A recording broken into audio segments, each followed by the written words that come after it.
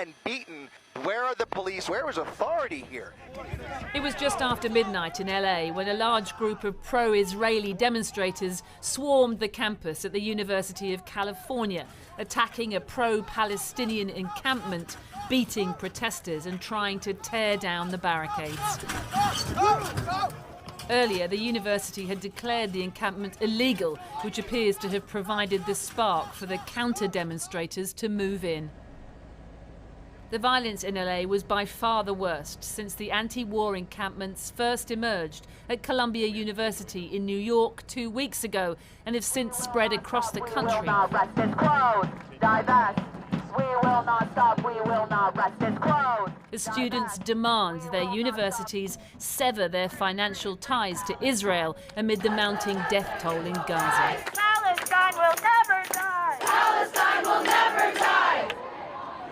The NYPD moved into Columbia last night, erecting a mobile ladder to gain access to a building that students had occupied earlier in the day. In all, about 300 protesters were arrested here and at another college in New York as officials desperately sought to bring an end to the protests, which have come to symbolize what many believe is an ugly underbelly of anti-Semitism on America's campuses. And it's not just Columbia.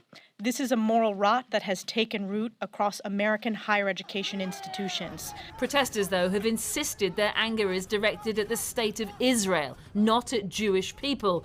But across the political spectrum, that argument has fallen on deaf ears. Breaking news coverage continues at this hour. With wall-to-wall coverage of the protests on right-wing networks like Fox News, who've seized on the protest as yet another culture war, an America out of control under Joe Biden. Shut it down! Shut it down! Shut it down! Biden has criticised the protests, like the one here at George Washington University, just down the road from the White House, even as he tries to simultaneously show empathy for the Palestinian cause. With an election looming, he knows he has to somehow find a way of keeping both sides on side, if he can. Not since the 1960s have American university campuses risen up to protest with such passion as they are now about the war in Gaza. And they're asking their universities to stop investing in companies that in some instances make the weapons and the planes that are being used by Israel to conduct its war in Gaza. That is the direct reason for this encampment. There is a goal with these encampments, and that is to have their universities divest. Stop putting student money towards bombing Gazan children. That's it.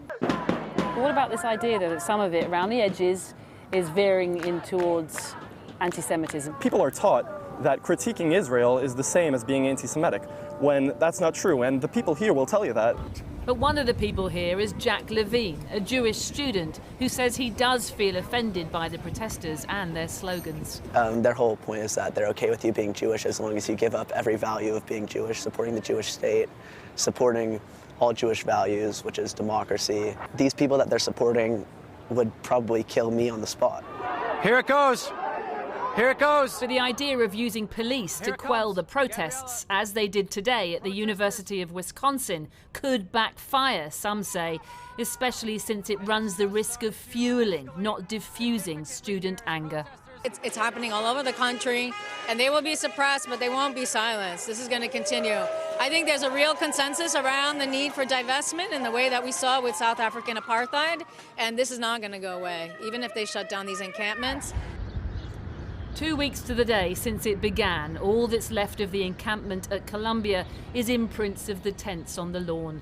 The university has requested the police remain on campus so graduation ceremonies can be carried out safely and in peace. But many of those students supposedly set to celebrate are the very same who insist their voices will not be silenced.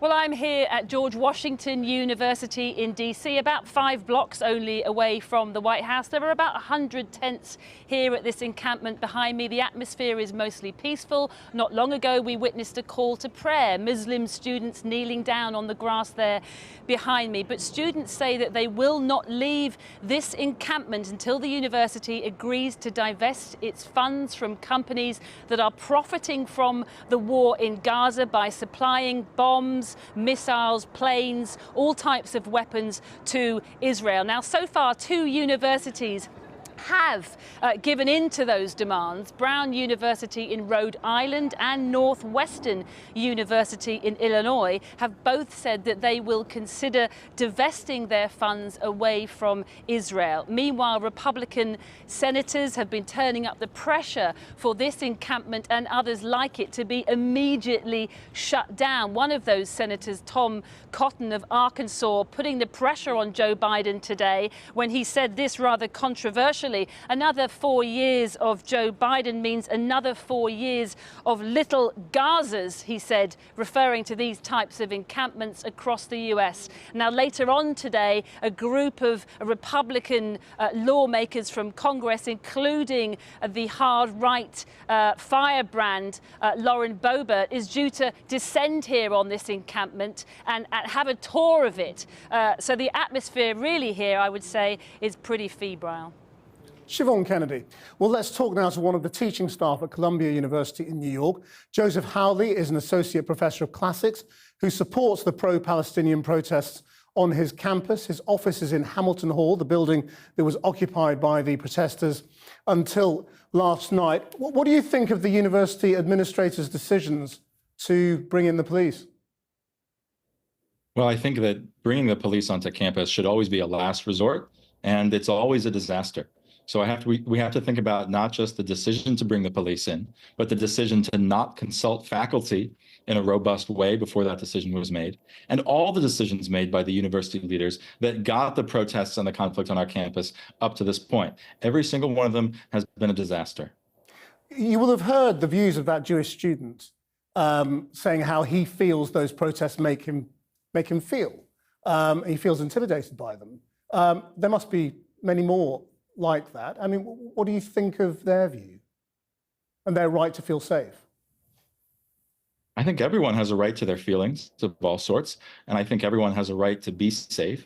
I also think that if you were to come to our campus and speak to a really representative cross-section of our Jewish students, you would be speaking to Jewish students who are very unhappy about these protests. You would be speaking to Jewish students who are not sure what they think. And you would have to be speaking to the Jewish anti-war and anti-occupation students who have been at the heart of these protests since they began.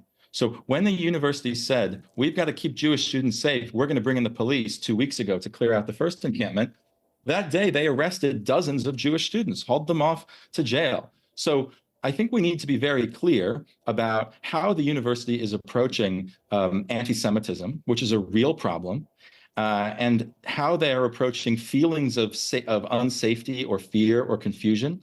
You know, the young man your correspondent spoke to said that attachment to the state of Israel is a core part of Judaism. Well, not all Jews feel that way.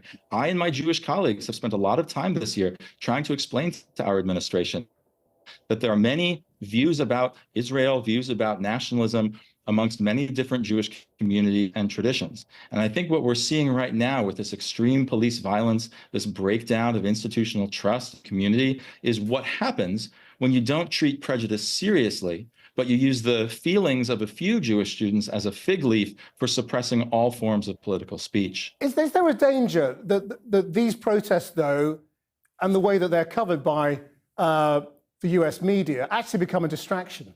That you take up all the oxygen, you stop coverage of the actual conflict, of the plight of people in Gaza, and you turn this into a sort of a culture war issue? Well, I suppose that's up to the journalists and how much they actually want to come and talk to the protesters and ask the protesters what they are demanding, what they're asking for. The journalists who have come to our Gaza Solidarity encampment and spoken to our students will have found that they have very clear, reasonable, and specific demands about the university severing its relationship with companies that sell military equipment to countries that violate human rights law, and about the university disentangling itself from the current Israeli regime and its discriminatory policies and practices. So, you know, if the protests are a distraction, that doesn't mean that one shouldn't protest. It means that the media need to do their job better. But what do you think the protests are achieving? Well, the protest encampment here at Columbia has sparked a nationwide movement. It has shown young people a way. It has shown them that they are not alone. It has galvanized what was already a generational shift in attitudes towards the occupation, towards Israeli apartheid, even before October 7th. It's also, certainly here at my university, revealed things that otherwise were murky or unclear or disputed. So the protesters here have forced the university to clarify their willingness to suppress all speech on behalf of Palestine. They have forced the university to demonstrate what their true political priorities are. And just the other day, our university leadership issued a statement saying, we will never divest from Israel. So thanks to the protesters' work, we now have university leadership on the record about their commitment to remain invested in a regime that violates international human rights law and commits atrocities. That gives us all something much clearer to talk about in the weeks and months going forward. Joseph Howley, thank you very much.